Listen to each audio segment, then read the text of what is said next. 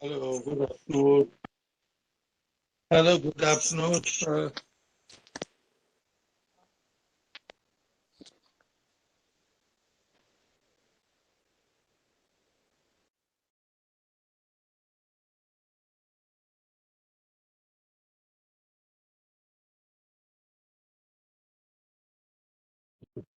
hello.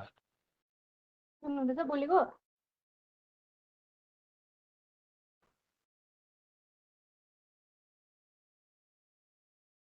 Hello. है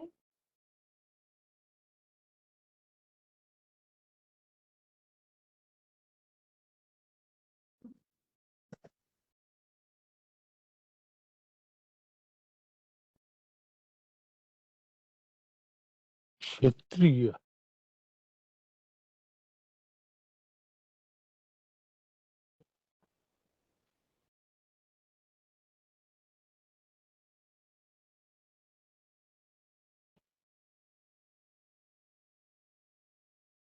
Anuragana. Hello, good afternoon. Good afternoon. Request to please keep yourself mute because we'll be starting with the webinar now. Thank you.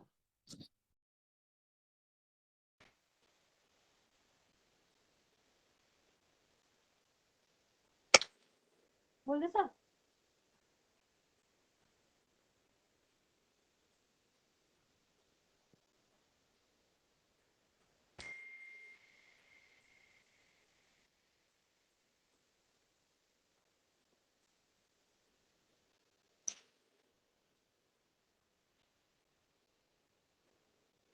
बोल्नु नि उहाँको नै अब अन्त Start भएको छैन.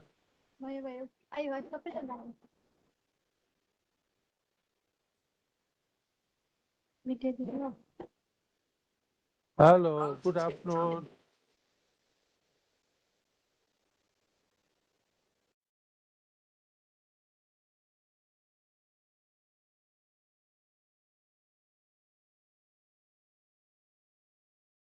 Hello, good afternoon. Video start गरेको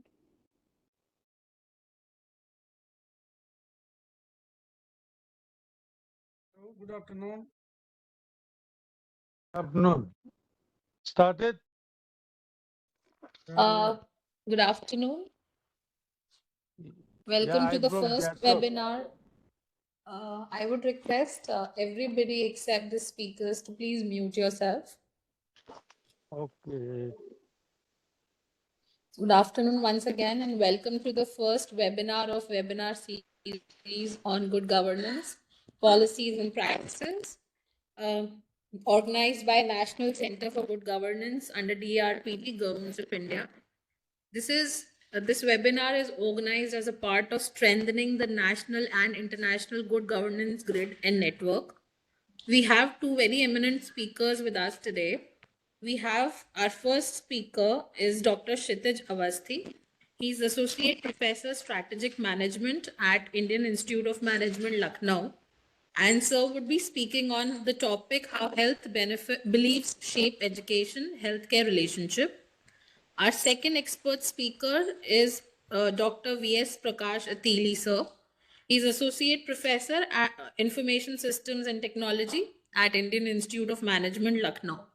With this, I would request Professor Awasthi to please take over this webinar. We have made you co-host, sir, so you can share your presentation.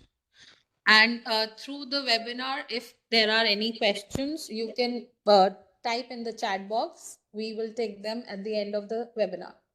Also, we'll have a question answer round at the end of webinar. Thank you so much, ma'am. And good afternoon, everyone here who is part of this discussion. And I'll take few seconds to appreciate the initiative by NCGG in this regard. This webinar series is very nicely curated and happy to be part of first such series.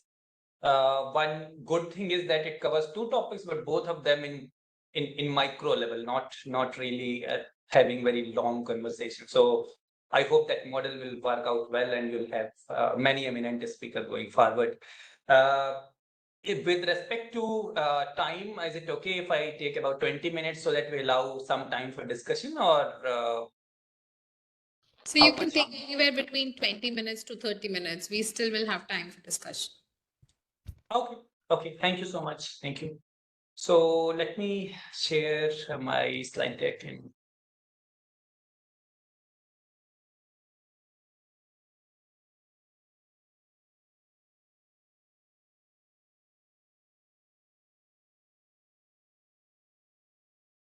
Okay.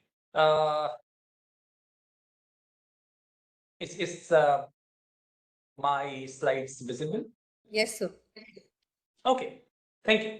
So because we have limited time, and then so I want to just get going on the topic that I have taken. So whenever it comes to the public policy issues, and you take the name, possibly education and health come as the first two things in our mind. So the way I have taken a topic is that which connects these two uh, major policy areas together, and that also includes gendered conversation here that we'll come to understand little later. So it is based on joint work. So this is the agenda for the talk today. I'll just give a little bit of background about what we are talking and the kind of group we are talking. I'm sure many of us will know the background, but still I'll show some evidence that is there that was there before our work, and then it is based on our paper. So some part of that is from paper and some part is obviously for a general discussion purposes. And finally, talking the most important thing, that is the policy recommendation and how we can include those evidences in policy making. First, we have, so this was the paper that I have co-authored with Professor Ayona Bhattacharya from IMI, who I have been collaborating on several healthcare related projects, and it was nominated as one of the best papers in that journal in 2022. So what we generally look at is healthcare and education. Are they connected? So there are some obvious connections that we kind of know that if education if there is higher levels of education, then people tend to get better jobs and have more earning, more disposable income, which can help them get better health care and so on and so forth, and avoid health hazards. The other dimension of this education health relationship is about literacy. So if you are educated, then you tend to have better health belief, better awareness, knowledge, and that can help lifestyle choices and skills for if the disease actually come up. And that is also resonated in the health behaviors. So education can help people develop good habits and skills that can help follow healthcare regime. Even though what we are seeing these days is that it works reverse also in some sense, that many of those educated, highly educated people, they are having not so great, lifestyle despite knowing it. But the only fact that we want to underline is that awareness of this. So why we have highlighted this in green is that this is where our paper or the talk of today is centered upon. Let us look at some of the evidence that has come up in the prior work. How this mechanism works. So what education does, it improves cognitive and helps in developing health related habits. Then what we also see is that these abilities, that cognitive and socio emotional skills, that they make you more conscious and practice appropriate health behavior. So people are more likely to be aware about risk, criticality of their well-being, and follow treatment guidelines, etc., etc. So that is the way, that is a connect between education, attaining those skills, cognitive abilities, and then practicing better healthcare regime. What we also see is that these are the people who are also likely to be using preventive healthcare behavior, and they report fewer illness as the prior work suggests.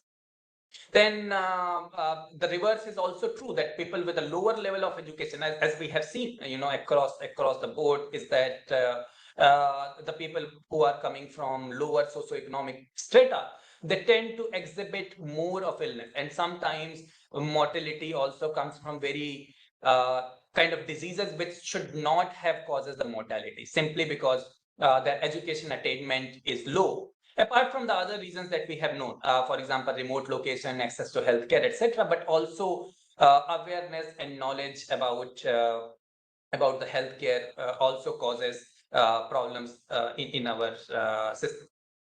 Let us look at something in numbers, which we all can look at it. And I have taken from some sample papers, but which are contextualized, but you will understand that are likely to be true across the board in the world. So first thing is this paper talks about one place from US, but it says that if you look at different levels of education, then the more higher education that you attain, the chances of diabetes prevalence, is lesser. Bad mental health days are lesser, and more importantly, the self-rated health. The assumption about health is far better with higher level of education attainments. Again, if you look at self-reported health, and this paper talks about that less than high school, it is more. It is about interfering with daily activities. That is, illness that you report is much more higher for lower educated people compared to if you go for higher education in the college. Similarly, if you look at uninsured, as we all would imagine, the percentage of uninsured is much higher with the lower state of society in terms of educational attainment. And sometimes it also correlates with the economic strata too. Now, this is again another evidence which talks about influence of education on health from OECD countries, and looks at 20 years time frame from 95 to 2015, and it says that as you increase the education levels, particularly the tertiary education enrollment and completion, the mortality rates come down significantly. If you look at now entire picture, then you see that there is a close linkages between healthcare and education. Education leads to better opportunities at health outcomes, and health really relates to education. So one example that you want to give on the other side, that where healthcare is leading to better education outcome, is your midday meal.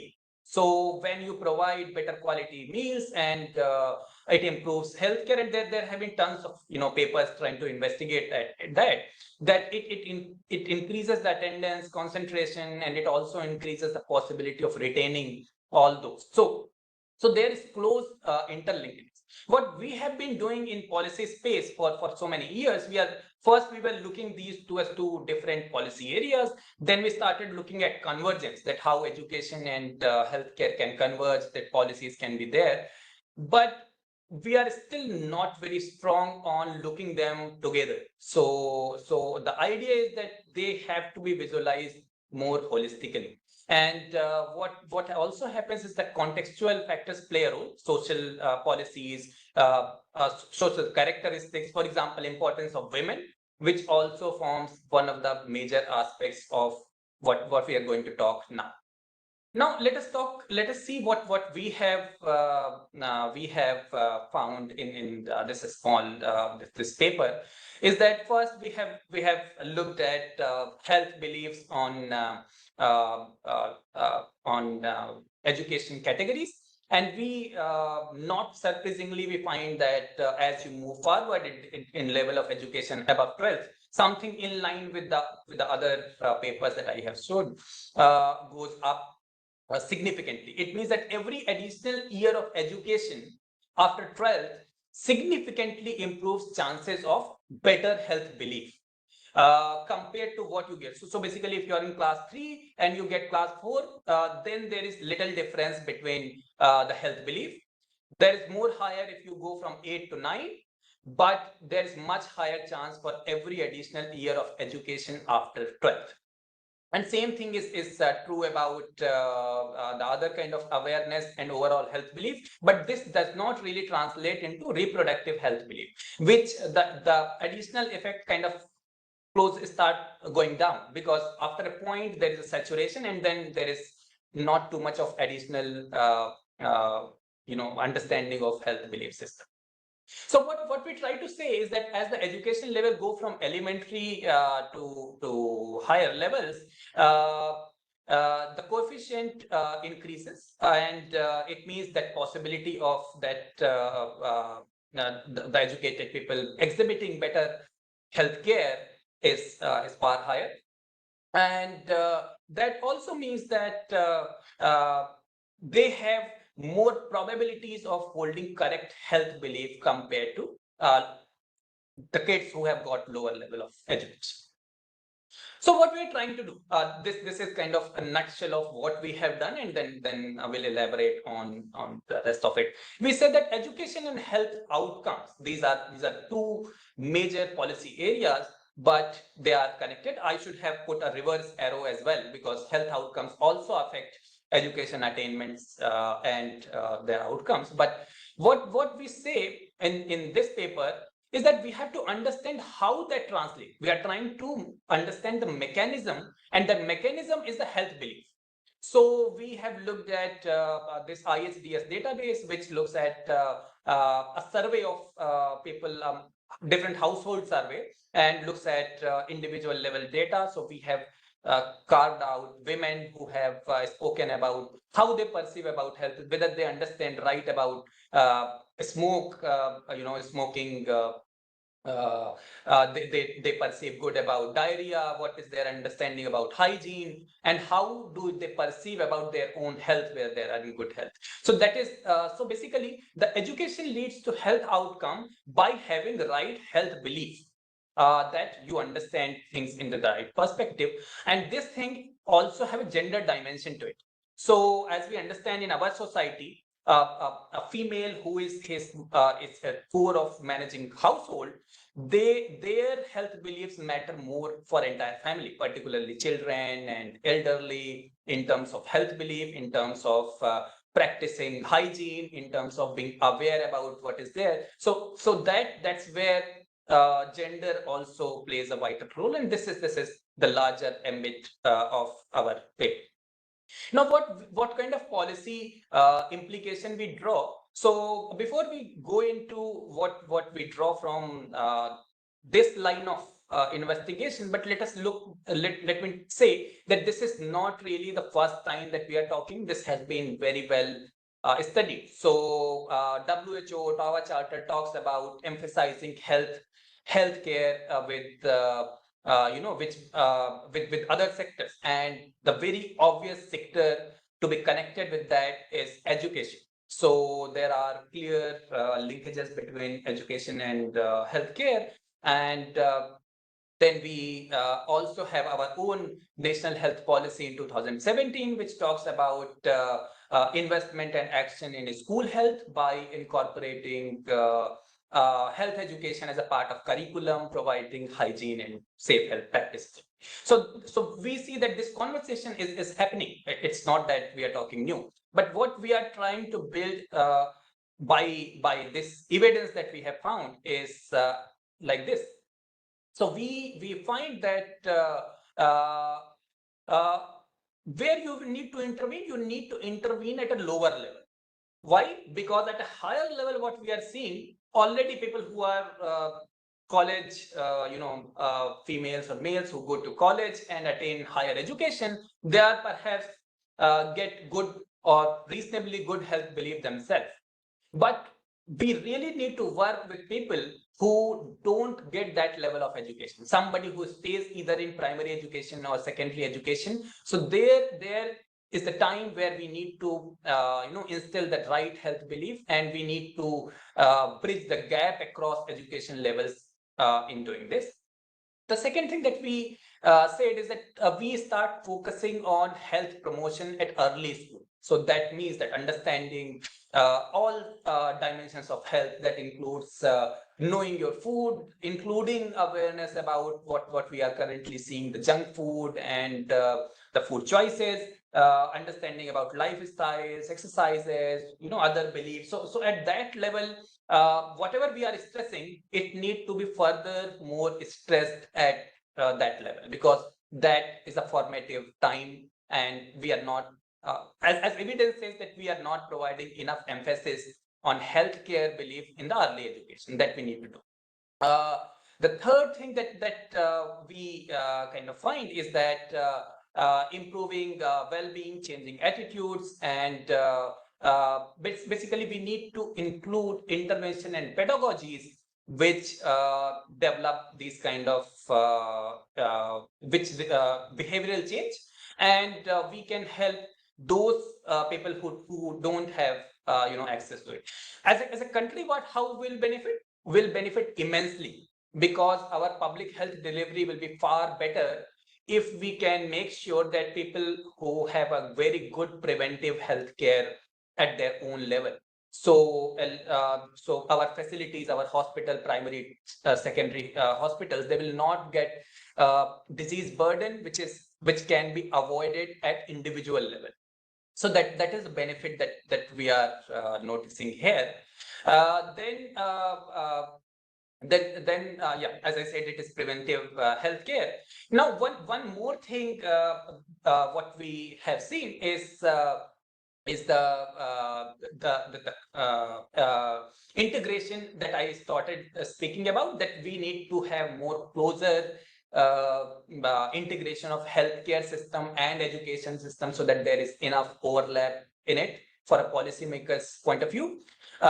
Here we have spoken about National Health Policy 2017, but we also need to take into account NEP, that is the National Education Policy, which is an important step in that direction. It proposes measures for promoting physical and mental health, and it also proposes inclusion of health-related training covering preventive health, nutrition, hygiene, etc., as a part of school curriculum.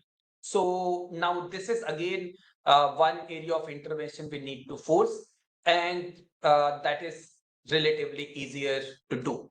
So now if you look at what we are looking at, it is that, sorry, going back a slide up, is that what we are trying to say is that if you're looking at 20 or 25 years time, and a country of our size, we are already about 1.4 billion people, and we need to provide public healthcare facilities to our population, which is going to be aging in another 15-20 years.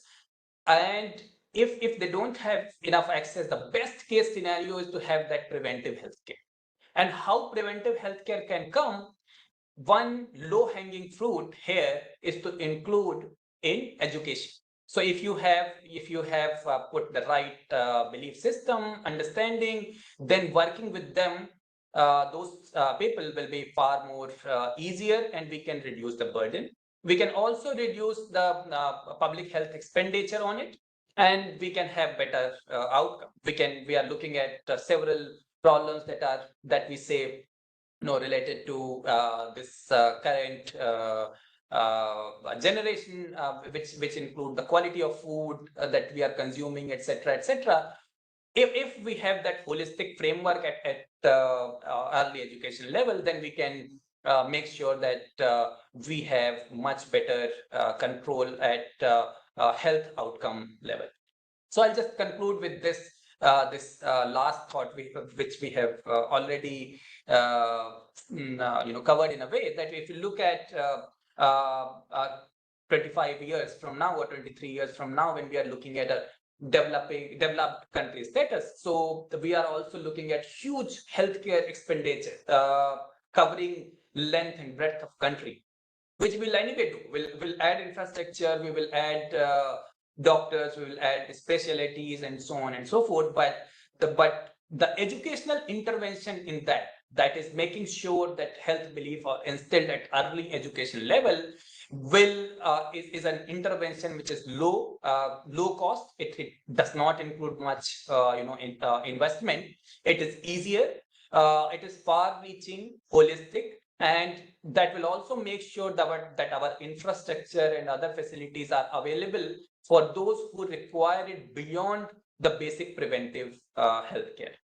Thank you so much. I'm happy to take question. I have kept it short so that we get the key message and then we can debate. Thank you. Awasthi, we have a couple of questions in the chat box, which we'll Sure. take by the end of the webinar. So now I call on our second expert speaker, Professor V.S. Prakash Attili. His topic is data governance in India. Good afternoon, everyone. Am I audible? You're audible and your slides are also visible. Oh, sure. Thank you very much. So I will be covering up this particular data governance with a focus on what we do in India and what are the best practices. And probably I may take up to 25 to 30 minutes. And I will be having this particular broad agenda. So I will be just talking about each agenda item close to 8 to 10 minutes and how we go from data to wisdom and what is the data governance vision and what are the various data governance frameworks. So I just classified this particular things into three things. And when you try to define data, nowadays data is becoming exceptionally important and data is shaping most of the organizations and countries, especially the digital data. So if I can put simply that you try to assign meaning to any symbol, it becomes data. Okay, so that is a very, very basic definition. And ability to hear the signal from the noise is the key. That means, are you able to hear all possible Yes, data sir. that is going around us is something which is very focused for us. And as you see, the data, when you try to streamline, it becomes information. So that is the time when the metadata comes. And when information was given to context, then knowledge will come. And the knowledge, when it is applied, then you try to get the wisdom. So the data is the base for us to achieve the wisdom. And in the process of moving data to wisdom, there are a lot of steps where the data could be leaked. Let us assume that you are having a core material and you want to make some beautiful craft out of this particular material. Then there is a process, there is an industry to convert this particular thing. And you need to take care of a lot of policies about the industry, where the waste should go and what is the regulations and how the employee should be maintained. So to create anything valuable out of the core requires a certain set of procedures and policies. The same is applicable for data as well. When you try to look into the data, it's seen as a new oil of the business economy. So that becomes exceptionally important for the countries to focus on this one. And data scientist job is the most popular job in this current era. These are the positives. However, we hear something like data rich information pool. And sometimes we see garbage in, garbage out, which highlights the importance of data quality. Right? So we need to have a right quality of the data. Otherwise, we might be processing some garbage and the value that we try to perceive will be very less. So data comes in various forms and from various sources. It comes from transaction processing units, enterprise softwares, surveys, external sources, data aggregators, all this particular data. So if you are trying to look into what our Professor Kshitij mentioned about a research, it is all about compilation of a data for an effective policy making. Yes, sir. So we are conducting some surveys to capture some amount of information, understanding the inferences about this particular information, and then try to have some policies and try to work for the betterment of the country. So that is a very classic example where we make use of the data to take advantage. So I'm not going to read each and every law, but let us just look into the implications of the 5 laws of information technology the first law, Moore's law, that tells that computers are getting exponentially faster. The cost of data processing is approaching zero. Some people might tell it is not happening for every 18 months, but it is still happening for every 2 years or 2.5 years. The core essence of this particular law is that data processing, the cost of data processing is approaching zero. We are able to process much more effectively compared to the previous. The second law talks about more digital devices are getting connected. The value of both digital and social networks increases exponentially. So let us assume that I'm having an Apple Watch and an Apple iPhone, iPhone, then the value is multiplied. At the same time, when two government departments try to have a synergies among themselves, the value is going to be multiplied.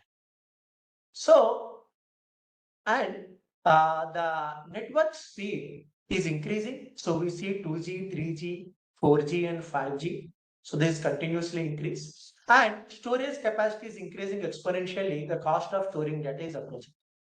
So we need to really understand in the future as we progress, the cost of storing data is not that heavy. The cost of processing is not heavy. And we can transfer the data from one place to another place very effectively. And the more devices generates the data like an IoT, Internet of Things, the more value that we can perceive. So this is actually creating a scope for new economy related to the data. So all these particular laws are resulting in a Bell's law, a new class of computer establish a new industry each decade. So we see opportunities around data significantly in the industry, and hence it becomes exceptionally important for us to understand the governance aspects of it. I just want you to show you a small visualization. If you assume 1 byte of data as a 1 grain of rice, okay? We are talking about how many grains of rice? We are talking about a hexabytes and zettabytes. That means which fills the Pacific Ocean. That amount of grains of rice is hexa and zettabytes. If you want to visualize, is what we refer as big data. And all the government, especially in the private, eBay, YouTube, Netflix, all works in the big data space. Very, very interesting thing. The pace in which the data generation is happening across the globe is exponential in nature. So you can see that from the dawn of civilization until 2003, humankind generated 5 exabytes of data. What I mean digital data. Okay. Now we produce 5 exabytes every 2 days and the pace is accelerated. So we need to really understand that we are generating a huge amount of data and it becomes exceptionally important for us to manage this particular data. And this evaluation of the data is creating a lot more opportunities for us to analyze and go towards the analytics. So we try to have various phases of analytics with the data maturity. And you can see one axis value and another axis difficulty. And the first one is descriptive analytics. You try to describe a problem and then you try to diagnostic analytics. Diagnostic analytics were used in medicals and all other devices as well, which will give us insights. And based on the diagnostics, based on the experience, we can do the predictive analytics, which is a forecasting techniques, whether the rain will fall or not, what is the COVID spread in a specific country. These are all done with the help of predictive analytics.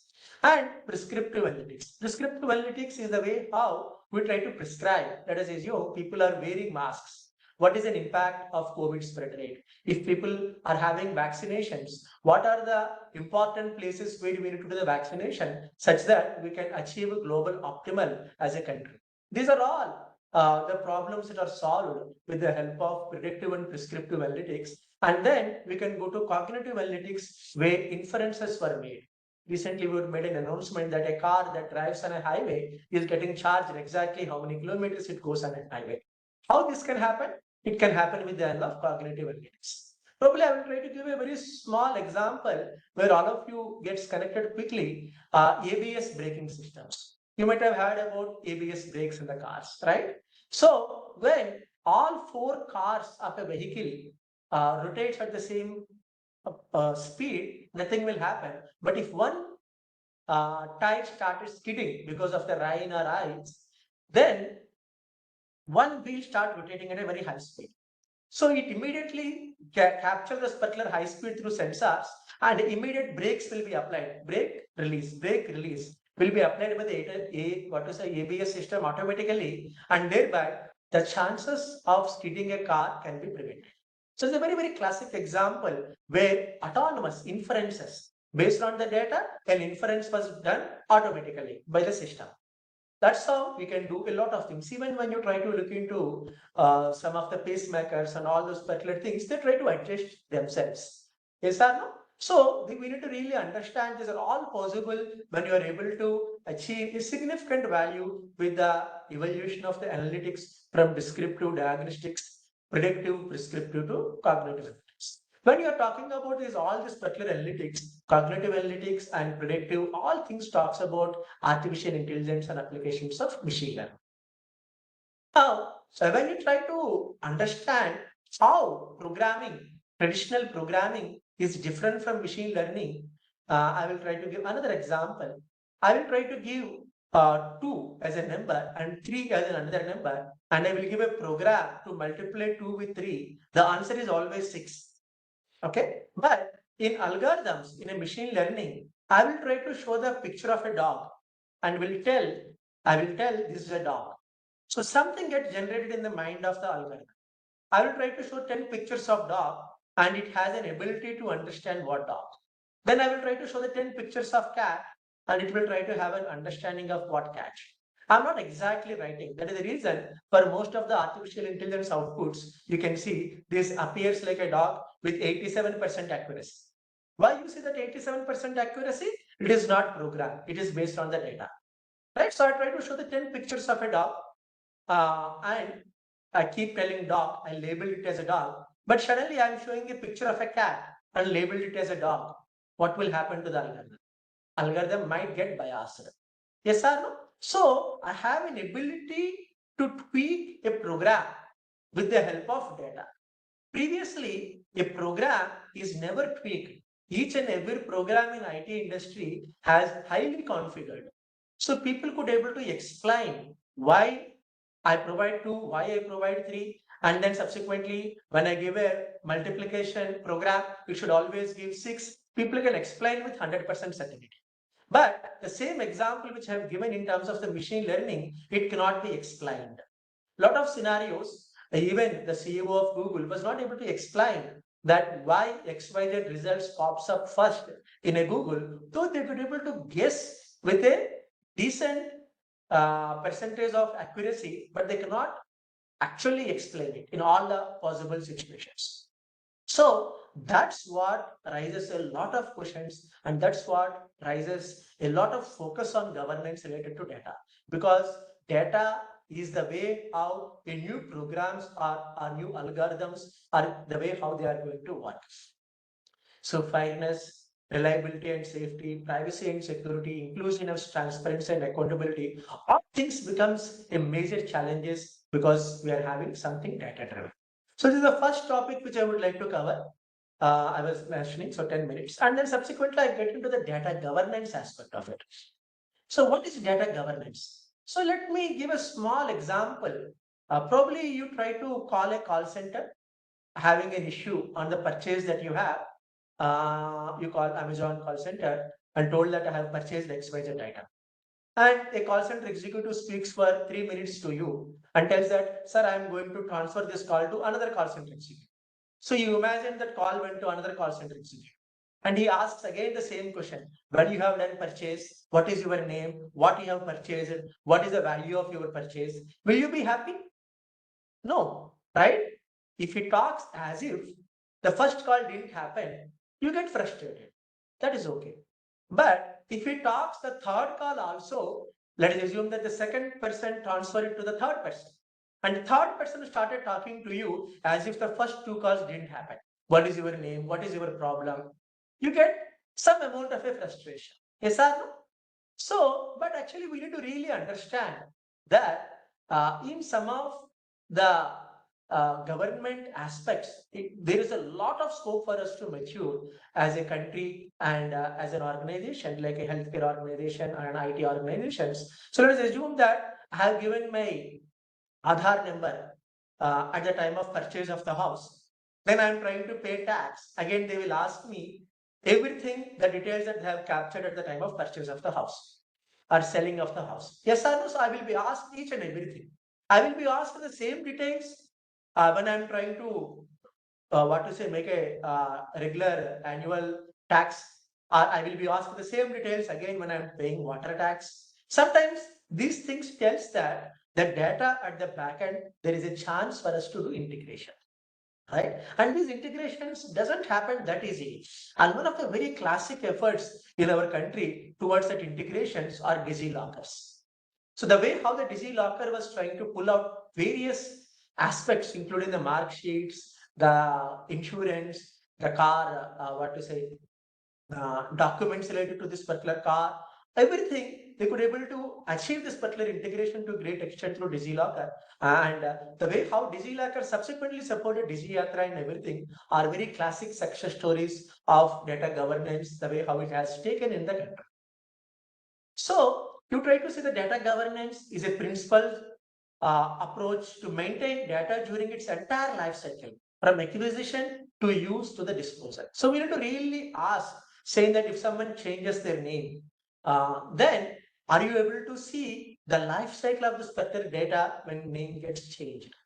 So this is the way how countries like making sure that countries' data is in right condition to succeed with the government vision and operations is the way how we can try to define the data governance, predominantly capturing the value from the data.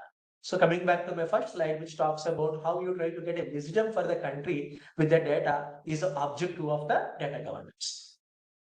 Now, when it comes to India's stand, Digital Personal Data Protection Act 2023 has a significant milestone in achieving.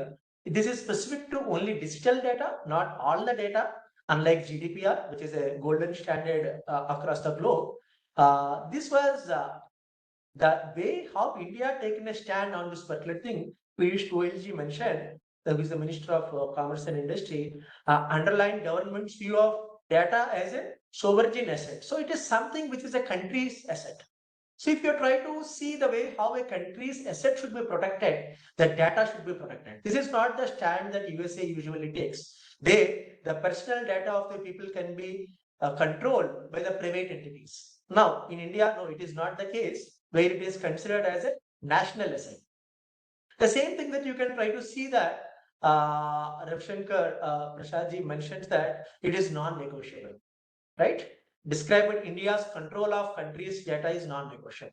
So people from an India, from a governance point of view, the right to control the collection, ownership and applications of citizen data should rest with national policymakers. Since the stand that India as a vision taken is very strong, there is a role for policymakers to live up this particular vision and have policies and procedures in line with the government vision. When you're trying to look into the various initiatives, you can see some amount of a logic and a strategy with these all particular things. First, 2019, Personal Data Protection Bill came. In 2021, India Semiconductor Mission, we are focusing significantly on hardware. And then subsequently, National Quantum Mission came in 2023. And India AI Mission, which was approved in March 2024, clearly tells that we have a great vision and a path that is based on data. So in the recent talks also, Modi ji has mentioned that India's initiatives like India's Semiconductor Mission, National Quantum Mission and Indian AI Mission will create numerous opportunities for young innovators as well as global investors. So the vision for the country is very, very clear and the opportunities before us is also absolutely good. However, the AI requires a huge amount of data which is clean, which is unbiased. And that is the reason we need to have a lot more data governance aspects, practices that we can learn from this particular scenarios. And when you try to look a little bit deep into this particular government vision, the India's public digital infrastructure has become a core part of Prime Minister Modi's efforts to present India as a nascent economic superpower, alternative investment destination to China, leading the voice of the global south. So when you are trying to look from a global perspective, the India was leading definitely in the area of AI and data. And there is no second thought on that one. And that one thing that became nationally or internationally popular is India Stack. So like a SMAC stack, social mobile analytics cloud stack, the India stack is a set of open APIs that allows governments, business, startups and developers to utilize a unique digital infrastructure to solve India's hard problems towards presenceless, paperless and cashless service delivery. So we have such a vision for the country, right? So the moment that you have a vision for the country related to the digital data, the governance should be able to live up with this particular vision that we have. And that was the reason subsequently we have seen a bill around the data protection, digital data protection also in 2023. So these are all the forces acting in a very positive direction to rule the AI driven or a data driven global economy. Right? In one of the recent statements, he mentions India to lead the world in AI, ask startups to work on Indian solutions for global challenge. So we are in the new era of AI technology because AI is completely data driven, right? It is algorithm driven. It is not a program driven. And the world acknowledges that India will appear an upper hand in AI. It is our priority to ensure that we don't let go this opportunity. So there is a lot more opportunities for the country in terms of what to say data governance. And very interestingly, when you try to look into the international data governance, we as a country are very focused on our data. A lot of other countries are also very focused on our data, fortunately or unfortunately, right? Because Netflix want to understand the patterns of India, how they watch the movies, and they want to understand what is the purchase patterns of Indian consumers.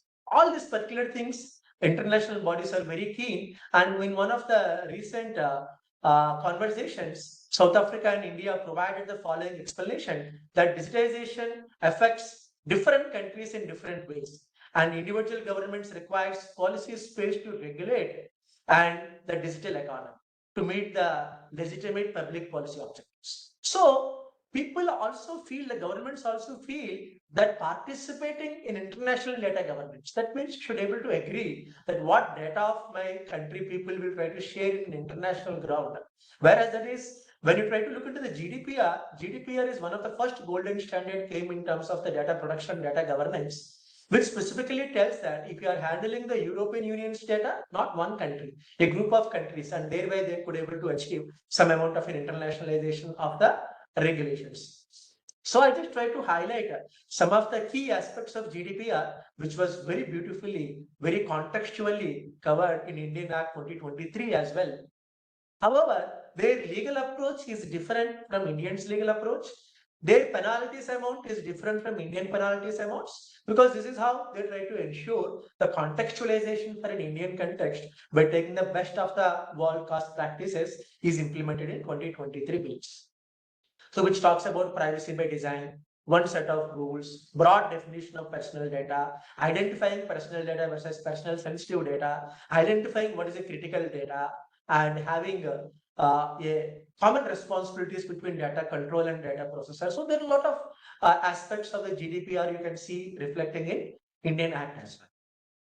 So this is the second part which I would like to cover predominantly in terms of India's vision and the need for the best in class practices when it comes to data governance. So I would like to share one of the very classic paper. This is one of the star category journal which has published what is the data governance and what are the better practices for data governance across the globe. So I would like to present some of the highlights of this particular recent research, which tells that whenever you try to focus more on data governance, the first important thing is you should have a right structures. So the first aspect of this particular thing is structural mechanisms. Let us assume a state government is selling a land, right, to a person who is having an Aadhaar card or person who is paying a tax, right?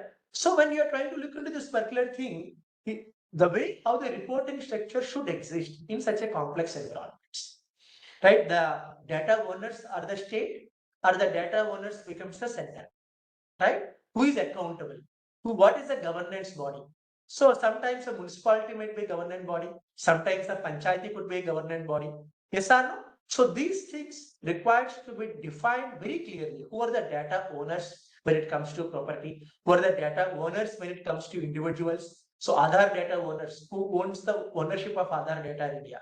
Who owns the ownership of PAN accounts in India? Right? So who owns the ownership of land documents? Right? All these particular things, because we are in a very complex environment. Each and every country exists in a complex environment with a power existing at the center, with a power given to the states, with a power given to the panchayatis and everything. So reporting structures, governance bodies, accountabilities, and defining the roles and responsibilities and allocation of the decision-making authorities. So if I want to change my name, let us assume that I have a very big name, I want to shorten my name. Who is an authoritative person who accepts change of my name? So this should be defined very clearly, and we can see a lot of policies in Aadhaar in terms of the name change, how many times you can change name, and what is an exceptional process of changing name. Yes or no? So there are a lot of policy making that happens to ensure the integrity of the data. And it talks about hierarchical positioning, functional positioning, that is a focus on department, hierarchy, that one department report into another department, and continue. That means decisions are taken at a central unit and it will be decentralized subsequently. And one decision taken at one place, the integration happens automatically at the back end. So let us assume that I change my name officially in a country like in India. What in future people might expect is it should reflect at all my places. It should automatically reflect in my bank accounts. It should automatically reflect in my PAN card. It should automatically reflect in my passport. Is a valid expectation. Yes or no? You recall my example of going to a call center and every call center person talking to you as if he is talking to the first time, right?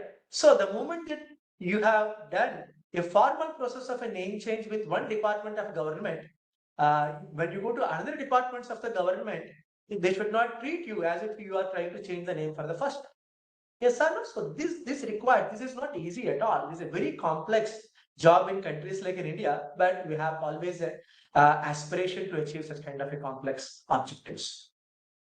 And the structural mechanisms, I'm not going to deep into each and every bullet point, but I'm just trying to highlight because of the scarcity of the time. I try to mention these things in the PPT itself so that if someone was keen to understand that particular point, they can read more and they can get back to me in case any specific questions are there in the future as well. So we need to have an executive sponsors for every initiative because every initiative requires money, right? And we need to have a data governance leaders. So who is the data governance leader in this particular things? Who are the data owners? Who are the data stewards? So data stewards are not the owners, but they understand. They have an expertise of the data, right? So they understand the business consequences of the data. And you have something like a business data stewards, technical data stewards, data governance council. Data governance council is another important thing which will have a lot more decision power, and it try to integrate the efforts of business, technology, and policies together. And that is the reason data governance council becomes very important element in terms of the structural mechanisms. Data governance office, data producer, data consumer, all these particular scenarios is mentioned under the structural mechanisms. This is slightly an industry reports. From a McKinsey report point of view, what we try to highlight is every organization, like an IT organization or a healthcare organization, or any specific organization that you try to consider should have a data management office and should have a data leadership by domain. They always try to focus significantly on domain expertise. Let me give you one example. If I get some 90 to 98 marks, I might be getting an A grade. Okay, even if I get 91 marks, I might get an A grade. But if I get, if my oxygen concentration level is 91, they will admit me in hospital. 96 and above, they don't admit me in hospital. Yes, sir. The context is very, very important. The rise in stock market in 3% is very different from the rise in temperature of 3%. So context makes a significant importance for the data, and thereby data leadership by domain is seen a very specific focus in the industry. So, and this data leadership by domain combined with data management office and the integration force with the data council, and they try to define what is the roles and responsibilities of each of these particular things from a McKinsey framework. So this McKinsey framework is a subset of this particular interesting journal paper. So I thought I will just represent an industry perspective as well. So that is the first part.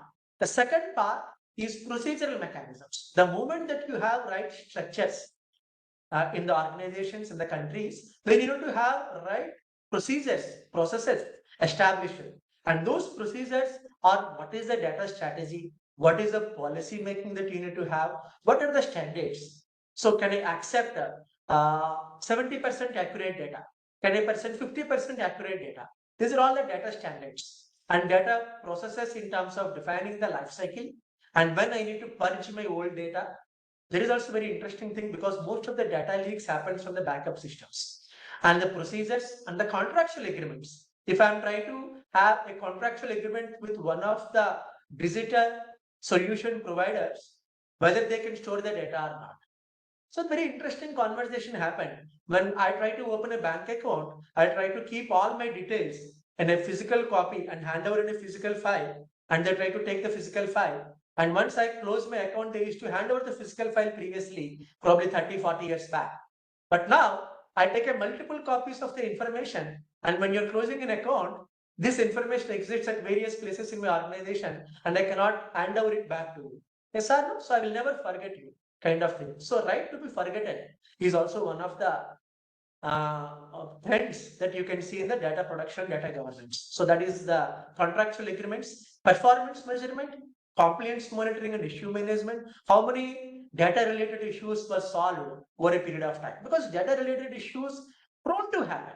So what is the percentage of data management issues handled?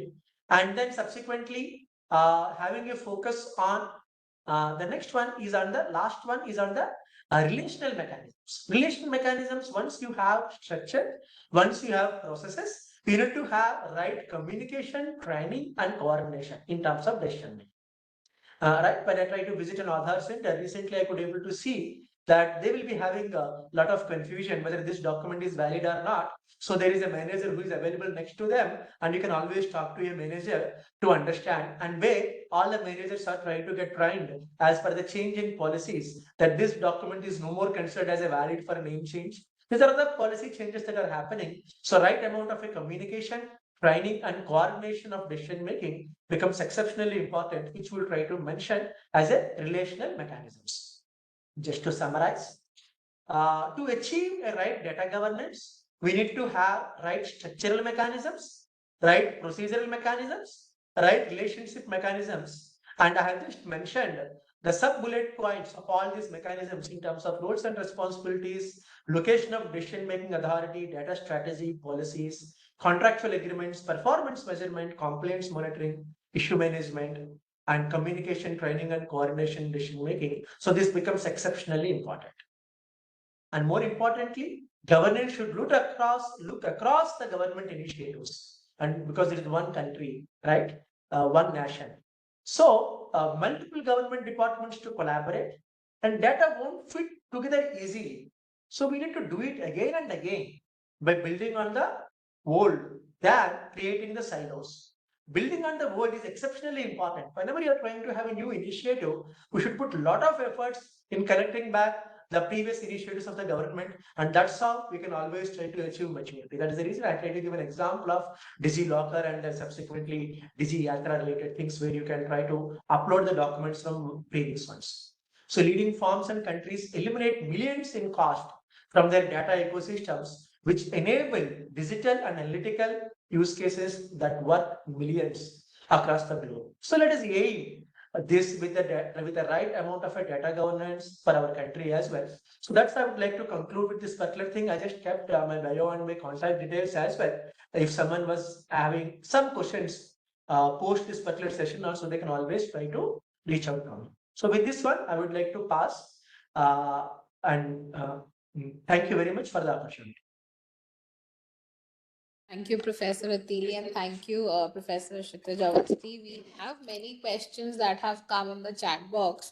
With permission of the dignitaries, as the audience, I would read out the question With Professor Attili, there's a question by Murthy, sir, Dr. Murthy, stating kindly throw some light upon data leakage and implication.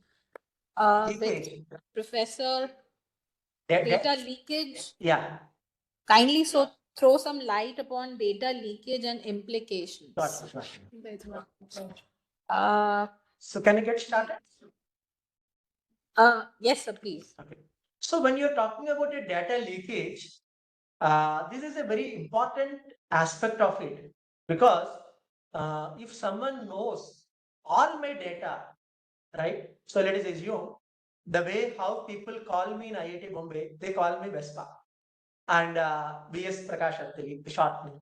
And the moment that you try to call some of the friend with a short name, the chances that he believes that you are a known person is significantly high.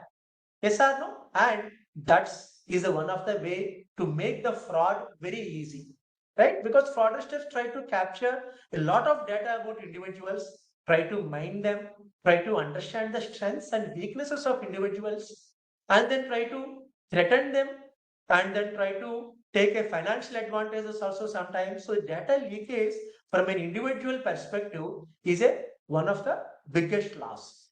When you are looking into data leakage from a country perspective, then you are actually losing the business to one of the foreign entity. Let us assume that whether your data crosses across the board, then the implications are even much more high. Even let us give a very small example. I'm not talking about a personal data.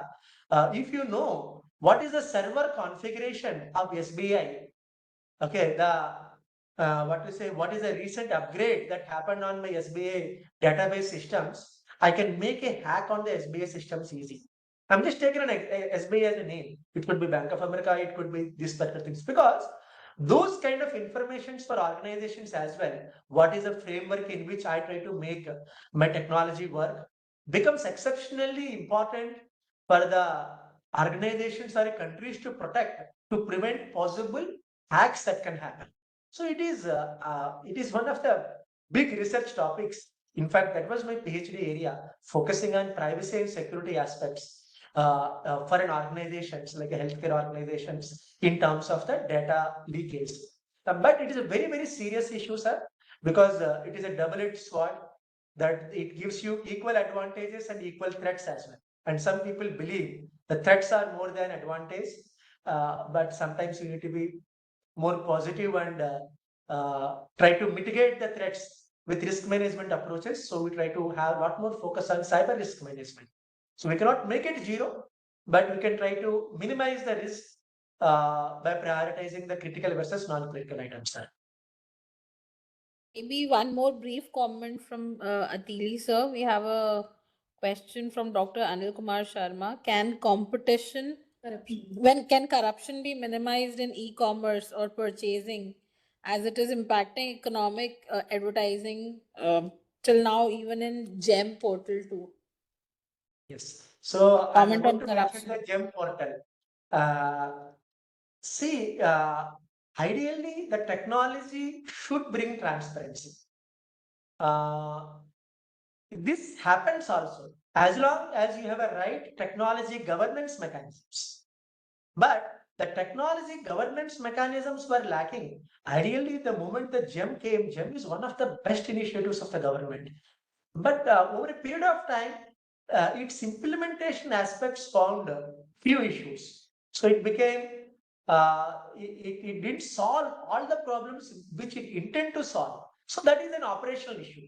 I will try to put this particular thing. So that is the reason we need to believe on the system and build the responsibilities, build the procedures, build more training on it, make it more efficient.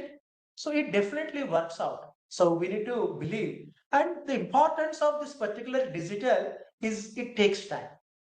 It takes time. It takes a huge amount of patience, right? All of you know that when you started using internet, it was not easy. But now we went to an extent that a lot of even the surgeries were happening in a remote places with the help of 5G. So it takes time. So it is an iterative process, and we always believe that technology is the only way to prevent the corruption going forward. Thank you, sir. We have many questions for Professor Awasthi. I'll go with the first two asked by Professor Kulshesh from University of Punjab. How can strong governance practices help reduce corruption and inequalities while fostering more inclusive economic growth in India as part of Vision for Viksit Bharat 2047? So first is this. Second, Professor Kulshresht has asked how good governance impacts the effectiveness of economic policies in promoting sustainable growth in India at the time of geopolitical global disorder. Thank you, Dr. Kshesh. I will say that the first part of my question was just answered by Professor Prakash Attili. He said that the best way to stop corruption is, digitizing everything. So, what we have also observed, though even though it is a little different from my topic, but I will offer my 2 cents on it, is that what we have seen with that giant trinity, what we call. The deliverables are somewhat better than what it was earlier. So money is reaching far more effectively, and the more transparent, the more clearer, data-driven delivery mechanism will be. It will reduce the chances of corruption, because corruption usually happens in bit. If you overshoot the person and directly go to beneficiary, the chances of corruption will reduce, and that's where technology plays its vital role. So I would, just say that this question should be directed to Professor Prakash, who could have elaborated better, and he indeed did. The second part is about good governance impact on effectiveness of economic policy. Yeah, so again, that is very difficult to answer in one line or two. It's like a continuous efforts at looking at governance. It is looking at governance from convergence point of view, from data point of view, from a stakeholder point of view, from implementation point of view, and then we will come together. So there have to be series of steps that would be required to attain good governance for effective economic policies. And it's very difficult to give a very clear answer. It's about so many joint efforts, academia, institutions like yours, and government. At every level we need to put that together. Thank you, sir. We have another question from Mr. Ayush Anshuman. He's asking the Women and Men report of MOSPI, Ministry of Statistical and Policy Implementation. Teenage fertility rate is quite alarming. What specific insights would you have to remedy the situation in this critical area of public health? I'll also give you one more question from Professor Bag. Though through health and education reinforce each other, the investment or spreading on such critical components have not gotten much priority in the policy domain. So the target of developed India by 2047 looks challenging. The comments on this. Okay, so I think in the meantime, I also read through commentos. The first one is by Anshuman. Thank you so much for your good words too, your kind words too. Your first question was, what is the source of data? Source of data is Indian Human Development Survey. I can post the link of that data in case you require it. It is a survey which happens at different point of time. So that is the source of data. I mentioned it during the presentation, but very briefly because content was more important. Regarding your other question about fertility rates, so as much as I remember reading, correct me if I'm wrong, is that fertility rates that have gone down between 2 or 3 different rounds of that family health survey, I think, whatever they call it. I'm not 100% sure, but that has gone down. Okay. And but at teenage, it is still alarming. It has something to do with our sociological condition, where a lot of girls get married at a very early stage. Now, what solution we were talking about this data will work very well with that, because as a policy maker, we want lower fertility rate because we are already looking at very huge population. It means that education can also help here. So people who are going, girls who are going to get enough education, let us say till 12th or college, they will, go over this fertility duration that you have mentioned, and will go into somewhat lower fertility duration. And second, they will have been much more informed about reproductive health. They will much more informed about health beliefs in general, and will be better able to take care of the offspring. So education, again, to me, is an important solution. And whenever we are seeing the interventions such as cycle distribution or scholarship to the adults and girls for continuing their education, I think that would be, I mean, I don't have a data to tell, but that would be serving a good deterrent for increased fertility in teenage population. The last question, I think, was about by Professor Sarthik. I think we are a little late. Yes, we should have done it much earlier. But I would be putting rather an optimistic picture than less optimistic, is saying that even if we start integrating now, we can still get very good outcomes, even though it will come a little later. But integrating health and education is need of the hour. That's why I picked up this topic, that we need to see both of these topics together, not in silos. Ma'am, over to you. You can, if you have any. First of all, I would like to congratulate you for your presentation, Professor Attili sir. I have one question for you. How does the Personal Data Protection Bill 2019 contribute to India's vision of data sovereignty? How does the Personal Data Protection Bill 2019 contribute to India's vision of data sovereignty? Oh, okay. See, the way how they try to define who controls this data, because the lack of any specific legal aspects, because initially we have only Indian IT Act, right? The aspects of data coverage in Indian IT Act is very less. And that was the reason that 2019 bill was subsequently withdrawn. But that created a huge debate when it was launched for public comments from 2018 onwards. The awareness aspects of data has significantly increased. Sometimes we might withdraw the bill, but it created a huge amount of thought process, lot of debates from all the communities, and people has given a lot of their views, and that becomes the foundation for 2023 Act. And they try to confine here from the digital perspective. See, when you try to see a Twitter or a WhatsApp, you can see the way how WhatsApp has changed a lot of policies pertaining to India, because we have a regulations and policies in place. Otherwise, how we can get hold of Twitter or like X or WhatsApp?